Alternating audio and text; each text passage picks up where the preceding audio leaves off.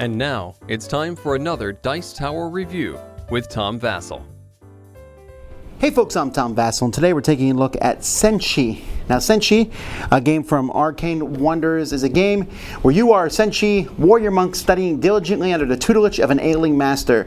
You must first develop 4 attributes to be a successor: strength, agility, wisdom, and honor. A true master must be strong in all these and weak in none. I mentioned that theme there because that theme has absolutely nothing to do with this game. It is a small little abstract game where you're collecting and trying to have the most of a color of chips without also having the least. Let me show you.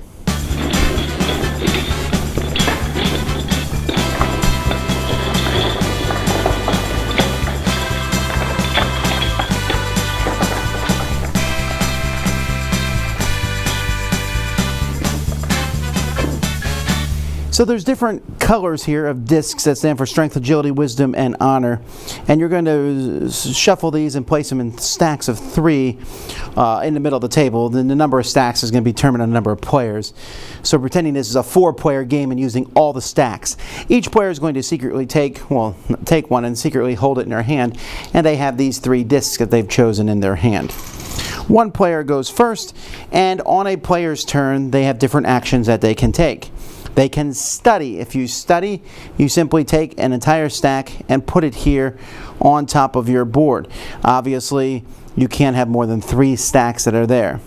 You can also train, that is taking a tile into your hand. I can take the top tile from here, I can take the top tile from any stack out here, or if another player has a stack in their area, I could even go there and take the top tile of that and add it to my hand. Another thing you can do, and let's pretend that this is the way the game state looks, is you can play a tile from your hand. When you do that, it has to be one of the ones in your hand, and you play it to the right spot. So blue goes here to honor. When you do that, everyone who has a blue tile or tiles at the top of their stacks can also go down. So I would be able to bring this one, and this player would also be able to bring one, not both, just the top one there to their honor stack. And so you're going to be moving these discs down to the honor area, or the blue area, because no one's going to call it honor over the whole course of the game. So as players do this, you have to think about this. So if I have a green one here, for example, it might be a good idea for me to play a green, because I'll be able to add 2 more greens to it. And then if I had a yellow, I could play a yellow next turn and add 2 yellows. But meanwhile, I'm helping my opponent, so maybe I should wait for them to play those stacks. So that's it. Take a whole stack, take the top one of a stack in your hand, and that stack can come from anywhere except for the ones already done. And play tiles. Now the game's going to end when the last stack comes from the middle. At that point, we all have one more round, and then you're going to look at everyone's stacks. So the first thing you'll look at is, let's pretend there's 3 players here. And so this is what this player got. This player here has 4 red, a humongous pile of blue, a yellow, and 2 greens. We'll give him 2 yellows. We'll give this guy 2 reds. All right. Now the first thing you'll do, so let's pretend this is final scoring, is you look and see who has the smallest stack.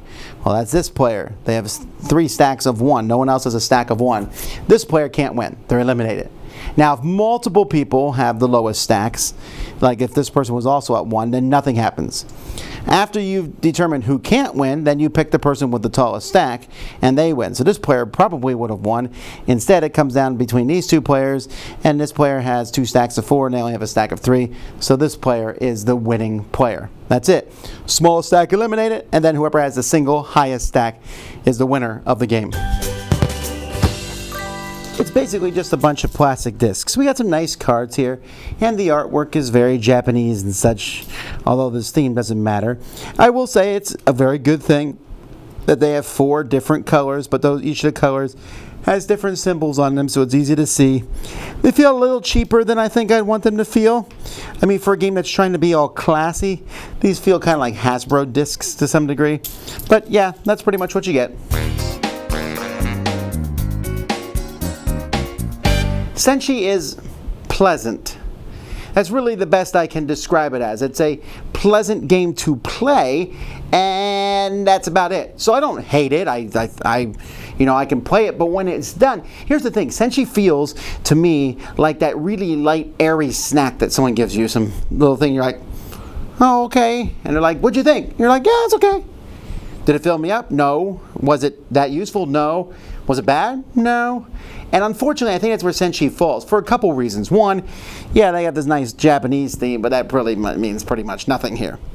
Two, okay, so it's these abstract pieces, and we have some nice components, some chips and things like that, but nothing really stands out, just colors, and it never really feels like you're doing anything. So you take a stack of chips in front of you. Someone else can just take the top one of that stack. There's no way to stop them. And if you can say, okay, if I take this, then Joe might take the blue on top of it. In fact, you're almost always better off grabbing stuff off other people's stacks, because why take it off your own if you can grab it off someone else's? And then playing them and trying to get them, the whole scoring is very Reiner Knizia, right? Don't have the lowest and then have the highest. I've played this game several times, and each time I'm trying to figure out, what am I doing to win the game? I almost feel like I'm in a little bit of a nebulous lost zone. Like, I guess I'll take a stack here, I'll do this, I'm trying to get that. I need more reds. If I don't have more reds, I'm going to lose, so I'll take some reds here. And you can like follow these very finite paths, but at the end of the day, like I said, it doesn't feel like the game is really about anything. Not having theme certainly hurts it, but also just not having any real sense of strong strategy or tactics. Now, I'm always hesitant to say this, because I'm sure someone's going to come and be like, Vasel, I will whoop you up in this game, I'm so good at it. I don't think many people are going to really give this game that much time. I think most people will play it, will agree with me. It's pleasant, it's interesting, it's fine, nothing wrong with it, make the time pass, but it's very, very, very forgettable. And I think that's the biggest flaw of this game. So this sounds like a negative review, and I don't actually mean it to be a negative review, because I'd probably give it a 6 out of 10. It's just that the game itself is fine. Grab some stacks, do some things. Just fine isn't as exciting for me as it used to be. Dice Tower Judgment, serene.